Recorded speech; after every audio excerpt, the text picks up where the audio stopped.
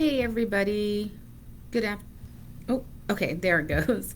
It took a minute to start. Hey everybody, good afternoon. It is Representative Rita Harris, proudly serving beautiful South Orange County in neighborhoods like Hunters Creek, South Chase, Taft, Williamsburg, parts of Lake Nona, parts of Dr. Phillips, and I just got off the House floor and I wanted to go over what we did today.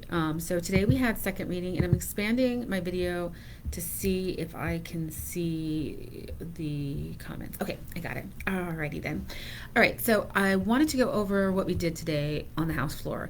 Today we did second reading, which means that we saw quite a few bills today, and we didn't vote on them, but we were able to ask questions and we were able to file amendments on these bills.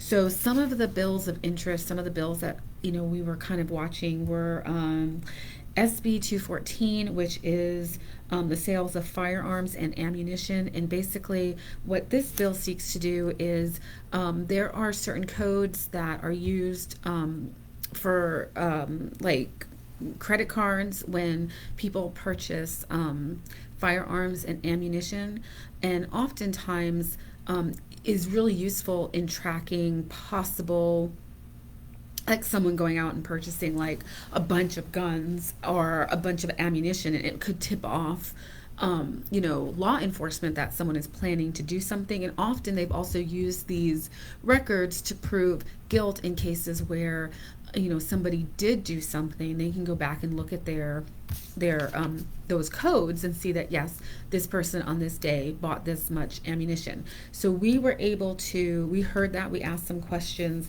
we filed some amendments. We will be voting on that tomorrow. Another one that was a real bill of interest is the immigration bill. So this bill, it is such a horrible bill. This bill would cause. There's a whole provision in the bill about human trafficking that I think gives a lot of us the most pause, because it could define human trafficking as something as simple as, for instance, if you come upon somebody and they are injured and you decide to, out of the goodness of your heart, you're a good Samaritan, you put them in your car and you take them to the hospital, and it turns out that they're undocumented, then you could be charged with a crime, human smuggling. So, there's a lot of other things about that bill that are just really don't feel very good, especially because we are a country where so many immigrants live and so many immigrants still come to. But that offhand is what gives me a lot of concern. And I filed an amendment that would actually protect somebody who was a good Samaritan, who was just trying to help somebody, from being charged with human trafficking. And of course that amendment failed. It was a voice amendment, so I can't prove that it failed on a party line, but it certainly felt that way. So yeah, that is one that we are going to be debating tomorrow and voting on tomorrow. I will be voting no on that bill. Then the other one, and that one is we're hearing the Senate version, so that is SB 1718. That's the immigration bill. So another one that was of interest to us was SB 1616, which is a public records bill. And basically what concerned us about it, so I heard this in one of the committees, and what that bill seeks to do, I'm sorry, I wasn't even paying attention to, let me see, sorry. I was trying to fix my camera, and I thought that maybe half my head was cut off, but it wasn't. I think it was just the way I had it. So anyway, so I saw this one in committee, and what kind of piqued our interest was the fact that it seeks to protect previous records from previous travel for the governor and some of the cabinet members. So of course, travel that has not happened yet is protected, and that's really normal. So the president, the governor, the governors of any of the the states, if they're going somewhere, you're not given, they don't release, their travel itinerary for safety reasons. Only a few select people, members of the press and such, are given that information, and that's perfectly acceptable and that's perfectly okay, and it's for safety reasons. But after the fact, you can go back and look at the records. You can see, who paid for it, who paid for that travel, how much it cost, the intent of that travel, the purpose of the travel, and that is to, keep culpability and transparency. Well, this bill would make it so that would be protected. So not things that are happening in the future, where of course we don't want any governor, to give, their itinerary to let people know who might want to hurt them, that's where they're going to be. But there's no reason why somebody can't look into where that governor has been, and if taxpayer money, especially if that governor might.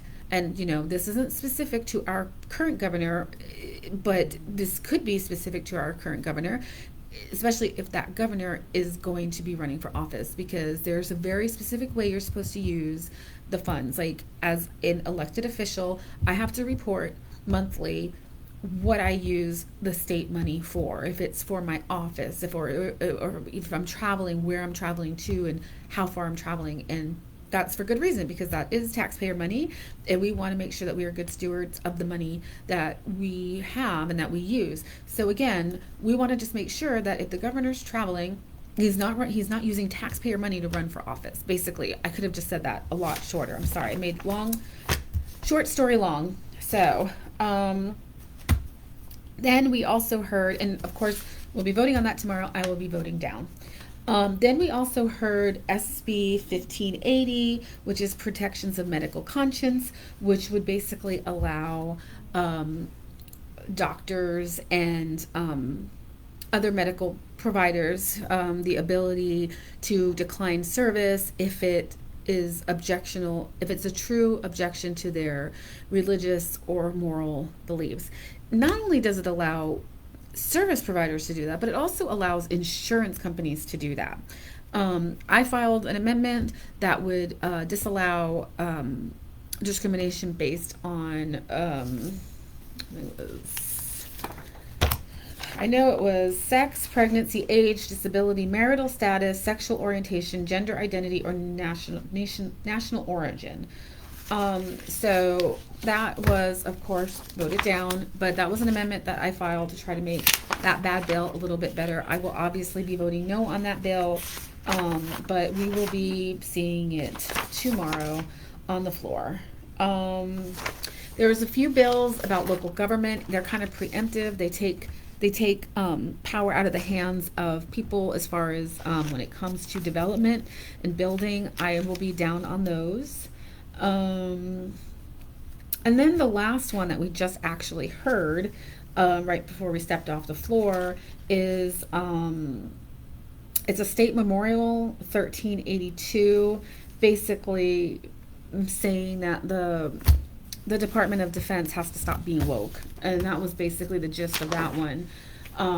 Basically saying that we need to be more like our military should be more like North Korea and China, I think is what either the bill sponsor or somebody said on the floor.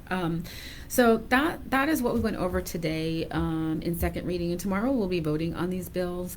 And I really am trying to keep to a schedule of doing this every Friday, but I do want to keep up with at least doing this every week. So I missed last Friday, and so that's why I jumped on today. I will try to get on Friday, jump on Friday. We will be, that will be the last day. We might be in Sine Die, and Sine Die is when session gavels out, and I might be on my way back to the district, and I'm really, really excited to be getting back to the district.